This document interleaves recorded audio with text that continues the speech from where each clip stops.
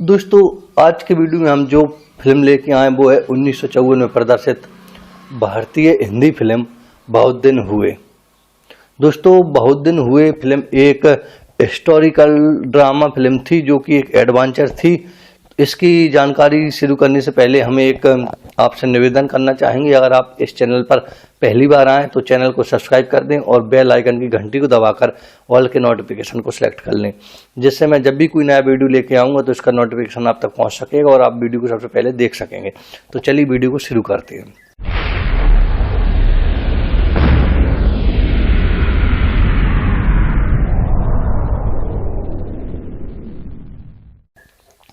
बहुत दिन हुए 1954 में प्रदर्शित एक हिंदी भाषा की फिल्म थी। बात करें इसकी कहानी की तो कहानी जानने से पहले हम इसकी कुछ इन्फॉर्मेशन की बात करेंगे। बात करें इसके लेखन की तो जो इसकी कहानी है वो एक तेलुगु फिल्म थी बाला नगमा, उससे ली गई थी। और बात करें इसके डायलॉगों की तो जो इसके हिंदी में जो डायलॉग थे वो लिखे थे पंडित इंद्र और J.S. कश्यप ने। बात करें इसके निर्देशन की तो इस फिल्म का निर्देशन किया था S.S. बासन ने और इनके जो गीत थे वो लिखे थे पंडित इंद्रा और इसमें जो संगीत दिया था वो दिया था E. शंकर शास्त्री और B.S. कल्ला ने। बात करें इन गीतों को अपनी आवाज देने की तो इन गीतों को जो आवाज दी थी वो दी थी लता मंगेशकर ने।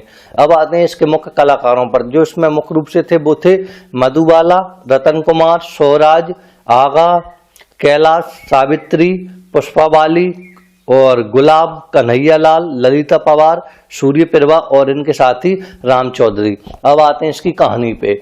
इस कहानी में होता क्या है कि प्राचीन समय में एक राजा था जिसकी 2 रानियां थीं, परंतु उसके कोई संतान नहीं थी।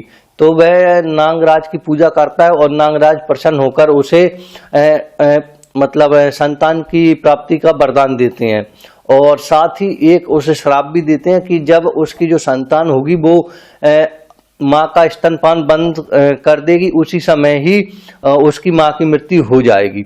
और ऐसा ही होता है। कुछ समय बाद राजा की जो पहली रानी थी उससे एक लड़की उत्पन्न होती है जिसका नाम चंद्रकांता रखा जाता है।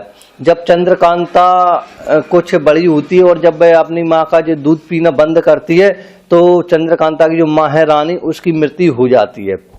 और राजा की 2 रानियां थीं, तो पहली रानी से तो जो चंद्रकांता उत्पन्न हुई थी और जो दूसरी रानी थी वह अब जो चंद्रकांता उससे ईर्ष्या करने लगती है और वह जब चंद्रकांता की मां की मृत्यु हो जाती तो वह चंद्रकांता को अपने आदमियों के द्वारा मारना चाहती है, परंतु जो उसके आदमी है वह चंद्रकांता को नहीं मारते हैं और ले जाके जंगल में छोड़ आते हैं। जंगल में चंद्रकांता को एक पंडित और उसकी बीवी देखते हैं तो वह चंद्रकांता को पालने लगते हैं, परंतु पंडित की जो बीवी है वह कहती है कि यह लड़की हमारे लिए दुर्भाग्य लेके आएगी और यह बड़ी होकर हमें सताएगी, परंतु जो पंडित है वह उसका पालन पोषण करता है। और कुछ समय बाद यानी कि जब चंद्रकांता बड़ी हो जाती है, कुछ वर्षों बाद चंद्रकांता बड़ी हो जाती है तो उसी जंगल में एक दूसरे राज्य का एक राजकुमार जिसका नाम आनंद वह शिकार खेलने के लिए आता है और जब वह चंद्रकांता को देखता है तो चंद्रकांता पे मोहित हो जाता है और चंद्रकांता से प्रेम करने लगता है। वह चंद्रकांता से शादी करता है और अपने महल ले आता है। कुछ समय बाद जो चंद्रकांता है उससे एक लड़का उत्पन्न होता है, परंतु चंद्रकांता का दुर्भाग्य था ही कि जो चंद्रकांता थी वह इस पृथ्वी की सबसे खूबसूरत स्त्री थी। इसका पता एक दूसरे राज्य जो कि वहां का जो राजा था वो एक जादूगर था, उसका नाम था भद्र चामुंड। उसको पता चलता है कि एक ऐसी महिला है जो सबसे सुंदर है, तो वह उसका अपहरण करने के लिए जो जादूगर है वह चंद्रकांता का अपहरण करने के लिए एक साधु का भेष बनाकर उसके महल में जाता है और उससे भिक्षा लेने के बहाने चंद्रकांता का अपहरण कर लेता है। जब जो जादूगर है चंद्रकांता को अपने राज्य में लेके आता है तो जो जादूगर की बीवी है वह कहती है कि तुम्हें इस चंद्रकांता को इस तरह अपहरण नहीं करना चाहिए था, एक दिन यही तुम्हारे अंत का कारण बनेगी, परंतु जो जादूगर इस पर ज्यादा ध्यान नहीं देता है। जब इस बात का पता चंद्रकांता का पति जो कि आनंद नाम का राजा था उसे चलता है, तो वह अपनी सेना को लेकर जो जादूगर का राज्य उस पर चढ़ाई कर देता है, परंतु जो जादूगर है वह आनंद और उसकी सेना को ही पत्थर का बना देता है। और इस तरह कुछ वर्ष गुजर जाते हैं, जो कि चंद्रकांता और आनंद का एक पुत्र था जिसका नाम विजय रखा गया था। अब वह बड़ा हो चुका है और जो महल में उसका पालन पोषण जो महल के नौकर उन्होंने किया था, अब उसे जब पता चलता है कि उसके माता पिता किस तरह से पत्थर के बन गए और उसकी जो माँ है उसके जादूगर के कैद में, तो वह अपनी माँ को छुड़ाने के लिए आता है। परंतु जो गलती उसके पिता यानी कि आनंद ने की थी, जो सेना लेके गया था, वह सेना लेके नहीं आता है। वह जानता है कि वह एक जादूगर है, अगर वह डायरेक्ट उस पर चढ़ाई करेगा तो उसे भी पत्थर का बना देगा।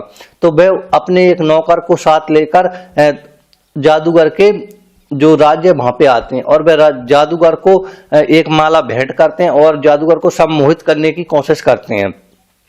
इसी तरह जो अब जो राजकुमार है विजय और उसका नौकर को पता चलता है कि चंद्रकांता है वह एक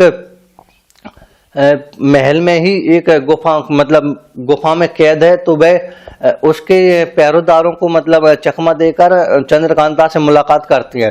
और चंद्रकांता जो उसका पुत्र है अब जो विजय उसे बताती है कि उसके पिताजी को पत्थर का बना दिया गया है, और अगर वह सही कैसे होंगे तो वह बताती है कि यहाँ से 7 पहाड़ के बाद एक काली गुफा है, उसमें एक पिंजरा टंगा हुआ है जिसमें एक 7 कलर का तोता है, उसी में इस जादूगर की आत्मा कैद है। अगर उस तोते को मार दिया जाए तो ये जादूगर भी खत्म हो जाएगा और इसका सारा जादू टूट जाएगा। तो जो राजकुमार विजय है वह अपनी माँ की बात को सुनकर अपने नौकर के साथ एक लंबी यात्रा के लिए निकलता है। वह रास्ते में देखता है कि यह तो एक माया नगरी है, वहां पे जो जंगल है वह उसमें जो पशु पक्षी हैं वे भी इंसानों की भाषा बोलते हैं और उसे एक कई स्त्रियों के द्वारा बीड़ा बजाकर सम्मोहित करने की कोशिश की जाती है। परंतु जो विजय है वह जानता है कि यह सब एक माया जाल है, तो वह इस माया जाल में नहीं पड़ता और इन सभी बाधाओं को पार करते हुए तोता तक पहुंच जाता है और वहां तोता को खत्म कर देता है। तोता को खत्म करने के बाद जो पत्थर का सेना और आनंद बन चुके थे वे भी सही हो जाते हैं और वापस आकर वे अपनी माँ को भी आजाद करवा लेता है। इस तरह इस फिल्म का अंत हो जाता है।